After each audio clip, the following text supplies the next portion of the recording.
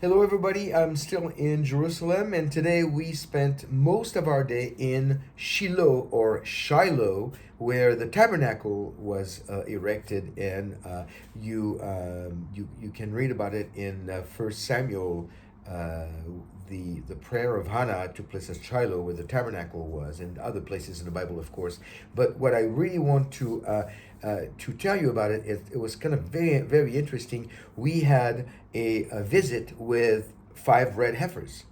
And so what we did is we interviewed a lady who is from that part of Israel, who was involved in the keeping of the red heifers, and we asked her all kinds of questions. So instead of me giving you a teaching or telling you all about it, I decided I was going to let her basically tell you the story about the red heifer. Now, keep in mind that she is not a believer, a follower of Yeshua that we know of. So she's taking the perspective that she's taking is a perspective of a Jewish person who does not believe that Yeshua, Jesus, is the Messiah, has come and is going to return. But her perspective is more like she is waiting for the Messiah. And I think you'll pick up on it, she said some very interesting things about how things are going to come together at the time that the need for the ashes of the red heifer will come. And it was fascinating. So you'll see some of the red heifer. I took some footage of them, but what's most interesting is what she has to share. Now, again, keep in mind that she is not a believer and a follower of Yeshua, but there's a lot of good information in there. And also keep in mind that the red heifers are really the red heifers are going to be used for the making of the ashes to do the purified water for the temple life and practice. That's going to be the third temple or the tribulation temple. So this is not something, there's a sense of excitement because they haven't found one in like 2,000 years, and now we have 5, and they're still looking at them on a regular basis. I think she said that they were doing this every 2 weeks. They were inspecting them, but just keep that in mind, that this is something that's going to be part of the tribulation temple, and we know that's not a happy time for planet Earth and for the people who left behind. So this should give us an encouragement and an incentive to really double our efforts when it comes to sharing the message of hope and the truth of the Bible that we can find in the message of the gospel about Yeshua dying for our sins and rising again and ascending to heaven and coming back to get his people in the near future. So I hope you enjoyed the show. Her name was Moriah, like Moriah, Mount Moriah. That was her name. She was a very nice lady, and we had a really good time with her. I'm going to let her talk now, and I will see you later. Shalom. And that it's really important, these red heifers, and the people who understand it maybe better than us are the Hamas in Gaza. The spokesman of the Hamas in Gaza, in 100 Days to the War, said that the main reason they started the war are because of the red heifers that we see here in back of me. So it's of course ridiculous because they don't need excuses to murder us, unfortunately, but it means that this is really important. And why are they so upset about it? Because the red heifers are actually the key to the temple, the key to the redemption. It says in the Torah, if a person wants to enter the temple and he got impure, being in contact with death, either in a funeral, in a hospital, and then he can't enter the temple unless he goes through our process using ashes of the red heifer. Because the temple is called the house of life. It's full of the presence of the Lord, full of life. And if we got in contact with death, we can't enter it. We first have to go through the process. So the process is described in the Bible, in the Torah, and it says that the priest, the Kohen, has to take ashes of red heifers, that the ceremony is made on the Mount Olives, in a place that you could see the entrance of the temple, the temple. He takes the ashes, mixes them with a few things, with life water. Life water is water that comes from a spring. So he's actually taking the source of death, mixing it with the source of life, and together this becomes the purifying water. Then he takes 3 branches of hyssop, which is a purifying bush. He dips them in the water, and he sprinkles them on people, family, men, women, that want to come to the temple. He does that on a 3rd day, on the 7th day, since they detach from the death. And then they go to a mikveh, a ritual bath, and then they can enter the temple. So for all this process, we need red heifers. Now the history, it was very hard to find red heifers. These are actually first time after 2,000 years we have here in Shiloh real kosher red heifers. And why is it so complicated to find them?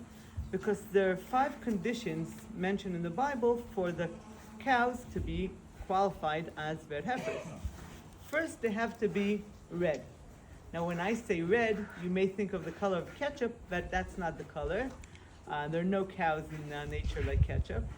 So it actually means red like brown, like reddish brown, okay, ginger, that's the color. But the problem is that it can't have even 2 hairs in different colors. That makes it hard, because another condition is that they have to be adult cows, meaning in their 3rd year of life. Now, many times the calves are born in one color, but the hair changes as they grow up, like babies. So it's hard to find an adult cow that has complete, like, one color. And they can't have any blemish. Now, all cows that are born today are immediately tagged in the ears, and that means that they're disqualified. And then they can't be worked with. Not only worked, any use other than the purpose, the holy purpose, makes them disqualified. Meaning, even if I lean on them, they're disqualified. So it makes it pretty complicated. The 5th thing is easy, they have to be females. So how do we manage to find red heifers with all these complications? So about 3 years ago, a group from Israel decided the time has come to look for the red heifers, and they realized that all the years they were looking for them mainly in Israel. Now, Israel is a small country, so obviously it's hard to find red heifers, but they said today it's a global world, we could look for them all over the world. So they started to study the subject, and they found that there's a special breed of cattle that's called Red Angus, and you could find them mainly in Texas. And they have the right color. So they started to look in Texas, and they went from farm to farm and got in contact with different farmers. They saw that, like, nice cows, but most of them had hairs in different colors. So they were pretty disappointed, they almost gave up. But then somebody told them that there's one farmer that has the most beautiful looking cows. His cows win Miss America every year. So they should contact him. And they called the farmer and they said, hello, we're talking from Jerusalem. Maybe you could help us. Probably sounds weird, but we're looking for red heifers. So the farmer said, it's not weird for me. I'm a Christian. I know all about the red heifers. I know the Bible. And not only that, when I decided to raise cattle 30 years ago, I chose the Red Angus because I thought maybe one day my cows will serve in the temple. So you're very welcome to come and see my cows. So they went to his farm, and it was kind of a miracle because in his farm they were able to find perfect calves that had no hairs in different colors and no tags. And how come that happened? Because it was the end of COVID, and the guy that was supposed to come and tag the cows was sick for a while. So all the cows that were born at that time had no tags. So that's how they were able to find 3 calves that were perfect. And then they went to more farms, and they were able to find 2 more in a different farm. And now they had to bring them to Israel. This is a place that you need to do the ceremony. So they had a new complication. It's forbidden to bring live cattle from the United States to Israel. So after many phone calls to the governments here and there, they got special permission to bring these calves as pets. So in a regular passenger airplane, first floor passengers, luggage area, 5 red heifers in big pet containers.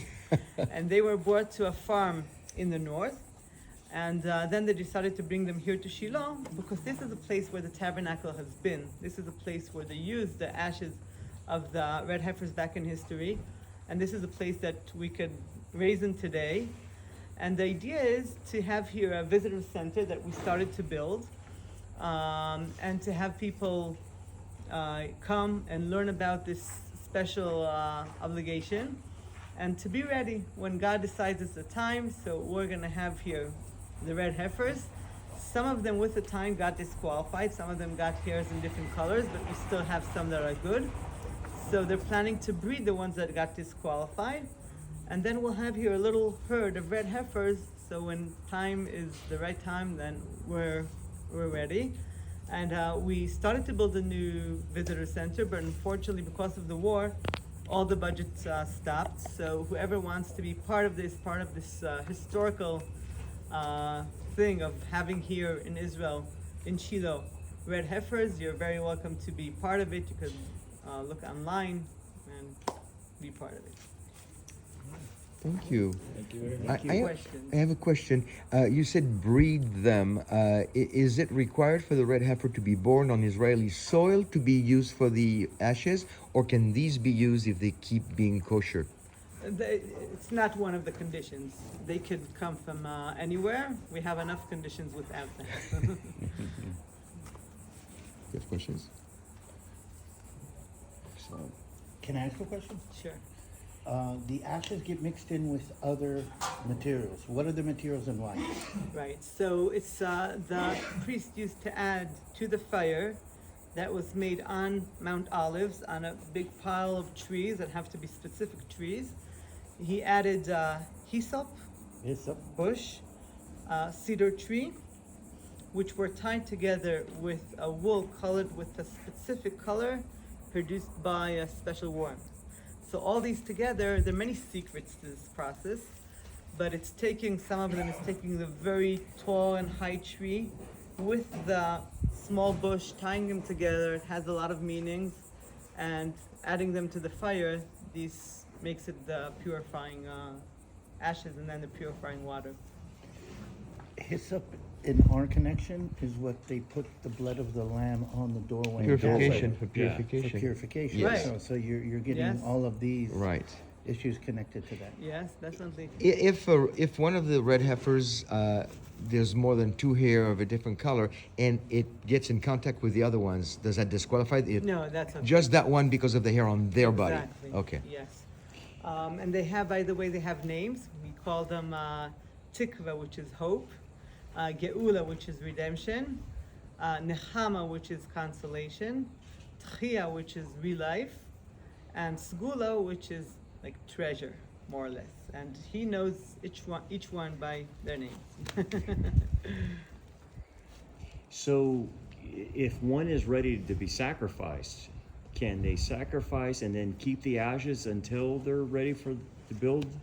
Yes, you can do it, but they're not going to do it right away. Yeah. Because they want to. It's a very significant thing that has to be agreed.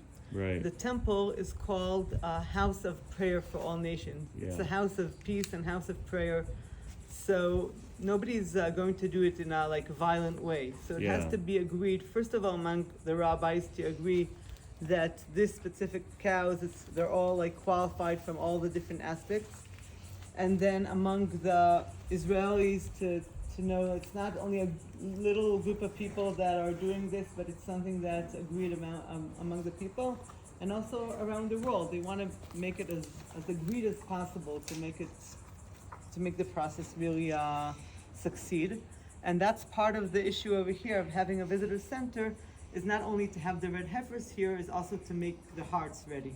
Yeah, because you would have, like you said, some opposition, obviously, with these terrorist organizations, right? They would start a holy war if they saw a red heifer being sacrificed and say, hey, what are you guys doing? So you guys, the idea is to wait for a time of peace to where everyone is in agreement with that? Yeah, so pretty I much? can't tell you exactly when and how much agreement will be about it, Yeah. but we all know it's a process now. Sure. It's not that we have the red heifers and tomorrow we're sacrificing them, but it's a process that we're all going through, but people understand that something like is happening here because all those years we don't have red heifers here, and now the fact that we have them here means that something is like processing. Yeah. But still, we're gonna need some time to make it like the process to be the right time. My belief is that because the temple is the house of blessing to all nations, so I believe that one day the Muslims will also realize that it brings them blessing too, and they will want to be part of this. For that, we need a lot of prayers. Yes, a lot. But in our Christian New Testament, there are several predictions of a rebuilt temple on the Temple Mount. Yes. So our scriptures hold to that it will be one day built. So it's after 2,000 years, right? Now we're seeing this process happen. And it's interesting because, who Jordan controls the Temple Mount, right? Pretty much, or who's controlling? Well, they've got administrative control, but it is still under Israeli sovereignty. Okay, so Israeli sovereignty, but they control the action. Like a Catholic site would have the Catholic Church running the site, but it is still part of the state of Israel. It's part of the state of Israel. Okay. So I've even heard, interesting enough, and maybe you guys have heard this, that there's been some people out of Saudi Arabia, even MBS out of Saudi Arabia, has even said, no, the Temple Mount belongs to the Jews. There is no reference in the Quran or the Hadith to Jerusalem at all. And so we were kind of shocked to hear that coming out of Saudi Arabia, especially MBS, the prince. So interesting. Interesting, very much. Yeah. And also for them, it's maybe, they say it's the third holy place for the Islam. Yeah. But for us, it's the first holy place. It's the first one, Yeah. absolutely. Right. First and Just a quick one to put that together. The designation of Jerusalem as a holy site for the Muslims was a political act. One of the dynasties needed a holy site in this area and didn't want to go to Mecca and Medina. And they are the ones who actually translated or interpreted Surah 17 into saying that when Muhammad went to the furthest mosque, that was in Jerusalem. So it was a political act that designated Jerusalem as a holy site to the Muslims. What MBS is doing is a political act of de-designating Jerusalem as a holy site. And if he manages or succeeds in that, then the whole situation in the Middle East is going to change. Absolutely. interesting. Absolutely. And then, by the way, there's no mention in the Quran of the word Jerusalem. There's one place where it says that place. Oh, no, Jerusalem isn't mentioned at all, and that's part of the problem. So it's interpretation for political means, and as we know, our cousins like to interpretate things politically whenever they can. And by the way, we just heard that we couldn't touch the red heifers, but they can touch us. Because one of them has been pushing my bottom for the last 5 minutes. Shame on you. What are the political ramifications of this? I mean, inside, as we all know, Israel is very complicated politically. Who is supporting this? Who is not supporting this? And how do you see this tying into the political scenario? I'm not the person to ask about political situation. I know my role here in Shiloh is to have visitors and tell them about this interesting subject. All the political questions you probably have to ask somebody else. Okay. So from what I understand, they have to, if they do sacrifice, they have to do it on the Mount of Olives. Right. Mm-hmm. And what I had read, that they had a bridge, went from the Mount of Olives to the Temple Mount. Back in history, so that explain why the priests couldn't touch the ground, and they did it with arches. Right. Explain that a little bit. Okay, so it has to be very, very pure, all this process. Yeah. Because if you, the whole idea of the process is to getting you cured from death. Yeah. And so the priest that does the process has also to be pure from death. And the cows have to be pure. So if you go through the Mount Olives where there are many, many graves, yes, you get immediately unpure. Yeah. So that's why they did all these arches and special bridge. But today the situation is much easier because we could take a truck and put like something underneath, like layers, and then you're fine.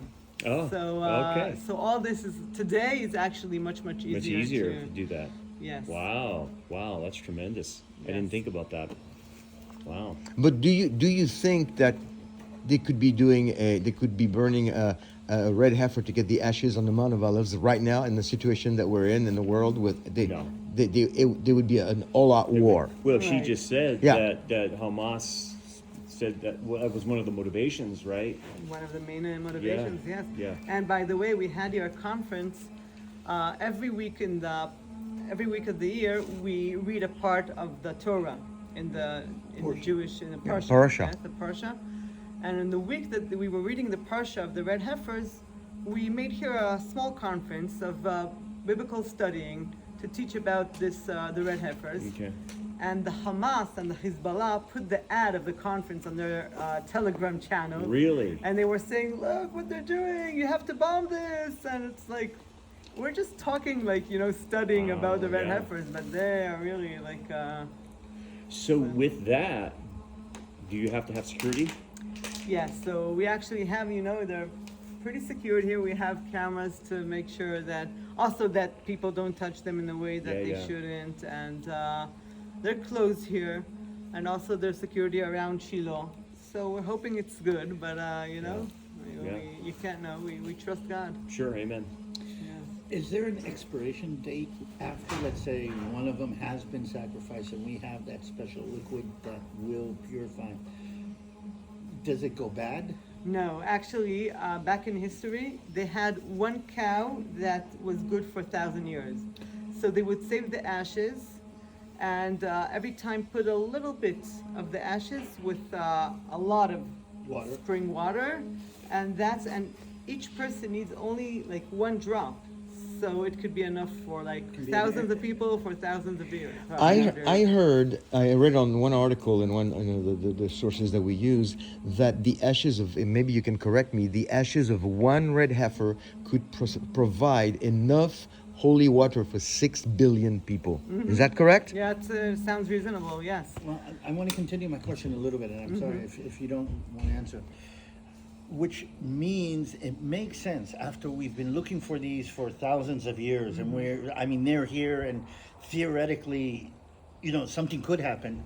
It makes sense to at make it. least have one sacrifice and have that material prepared in case something happens. And not even tell anybody. Do you understand my question? Definitely. It definitely makes sense. If it's going to happen, I don't know. It's a very sensitive subject. So Will you Yeah. let us know when it happens so we can come film I'll it? call you. Very good, very good. Thank you so much. That was Toda. great. Thank